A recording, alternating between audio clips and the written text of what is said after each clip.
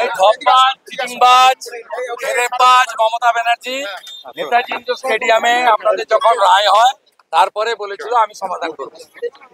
আমরা ফাইনালি বিরোধী দল থেকে কি বলেছি আপনারা জানেন, আপনাদের অনেকগুলো অর্গানাইজেশন এসেছিল, ও হোয়াটসঅ্যাপে পাঠিয়েছিল। আমরা বলেছিলাম আজকে সর্বদলীয় মিটিং প্রস্তাব দিয়ে যান। হ্যাঁ, এবং এই যে 1806 এটাও ত্রুটিযুক্ত।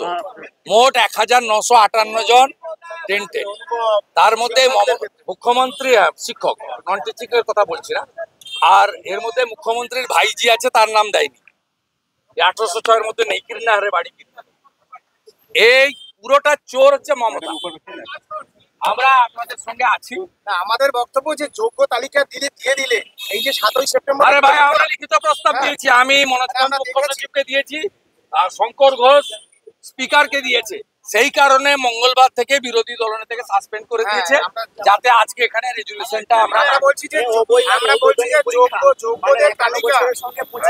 যোগ্যদের তালিকা দিয়ে দিলে আজকে এই পরীক্ষার প্রয়োজনীয়তা ছিল না। আজকে একটা আমাদের অনিশ্চিত ভবিষ্যতের দিকে ঠেলে দিয়ে পরীক্ষা নেওয়া হচ্ছে, অ্যাকচুয়ালি এদেরকে চাকরি চুরির পাপ মুছে ফেলার জন্য। আর আমরাও বারবার বলেছি যে বলুন, নাহলে অযোগ্য পুরো বলুন যে আমরা সবাইকে অযোগ্যকে নিয়োগ করি। ভাই আমি আপনাদের সঙ্গে আছি। যা খুশি আমাদের মমতাকে না সরালে কোন শিক্ষিত বেকার যুবক যুবতী তার কোনো মুক্তি নেই। আমি আপনাদের বলছি পরীক্ষায় কি করবেন আপনারা ব্যক্তিগত সিদ্ধান্ত নিন। তো আমি স্বীকার করি 16 সালে পরীক্ষা দেওয়া লোক কখনো 25 সালে এখনকার যারা কম্পিটিশনে নামবে তাদের সঙ্গে পেরে উঠবে না। আমরাও পড়াশোনা করে মাস্টার্স করেছি, আমরাও জানি 10 বছর গ্যাপে আপনাকে কখনো সম্ভব নয় যে ওদের সঙ্গে সমান তালে করা।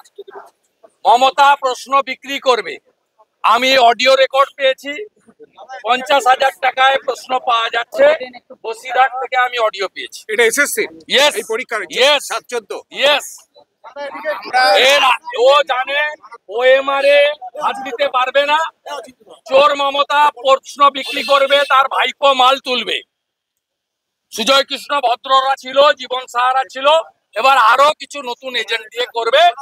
এই পাপ মমতা মুক্তি বাংলা চাই, নইলে কোন বেকার যুবক যুবতী, কোন যোগ্য শিক্ষক শিক্ষাকর্মী, কোন সরকারি কর্মচারী শিক্ষক, কোন বাংলার রাষ্ট্রবাদী জনগণের নিস্তার নেই। আমি আপনাদের